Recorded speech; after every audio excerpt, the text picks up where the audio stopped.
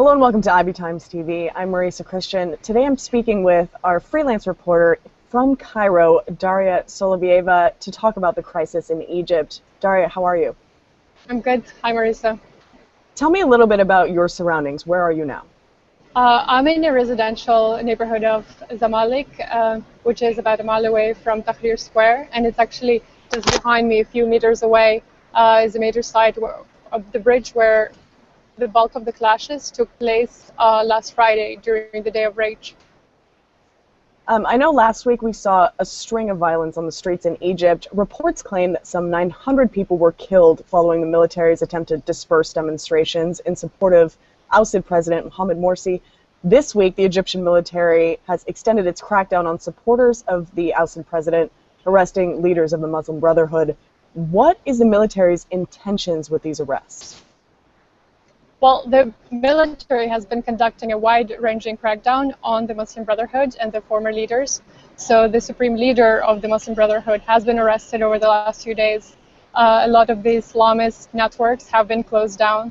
So it's been a wide-ranging operation following the sit-ins last week to crack down and not just remove them from power, but also remove them from public life in Egypt. What are the conditions like in Cairo? I understand the violence has slowed down a little bit, but there's still a curfew. Yes, the curfew is still in place and there's still an emergency law in place. So the everyday life for people in Egypt has been very restricted. Most people just go to jobs, they're not able to go out, shop, meet with friends. So the purchasing power has decreased. A lot of the shops are closed down. There is 50% sales everywhere. People are not really able to go about their lives in the normal way. So the life has been at a standstill for the past week since the violence broke. So there have been reports of attacks on Christian churches in Egypt. Why are these attacks occurring, and do we have any indication of who's behind them?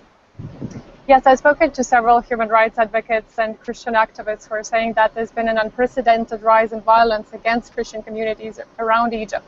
Most of the churches around Cairo have been intact. There has been police and vigilantes and neighborhood groups who are protecting them, but all around Egypt, in the areas where the community of Christians are much higher, Coptic Christians, there have been a lot more attacks over the past week in retaliation of violence and crackdown against the Muslim Brotherhood.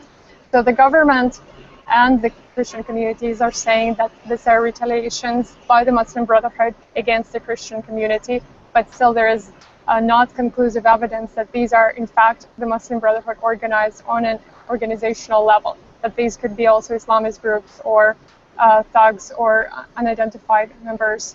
We don't have conclusive evidence about who is behind these attacks. Now, we just got word that former Egyptian leader Hosni Mubarak has been released, but he was sentenced to life. Explain how this happens. Well, actually, he has been acquitted. There are several charges pending against him, and he was acquitted of the charge against killing of protesters back in April.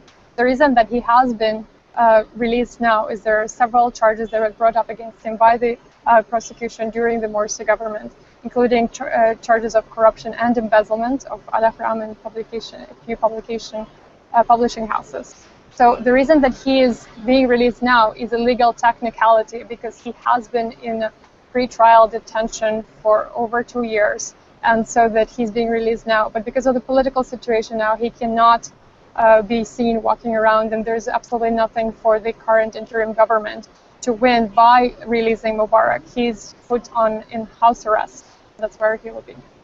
What impact, if any, will this have on the protests and the current chaos that's going on in Egypt? Surprisingly little, because if the Mubarak trial a year ago has captivated, everybody was watching the Mubarak trial and what's going to happen to him, because this was the main impetus, united Egyptians in January 2011 revolution against Mubarak and to united all of them against one man. Now it has surprisingly little reaction with everything else going on in the country. There is indifference, and not as many people are protesting it. Since I know you're in Cairo, how has the vibe changed in the city from last week to this week? Well, the curfew is still in place, and the emergency law is still in place in Egypt since last week. So the movement, so moving around, has been restricted. People who worked long hours up through until 6, 7 p.m. are not able to go out shopping. The purchasing power has decreased. So there hasn't been as much movement. Okay, Daria, thank you so much. We'll be in touch soon to get some more updates. Thank you. You're welcome.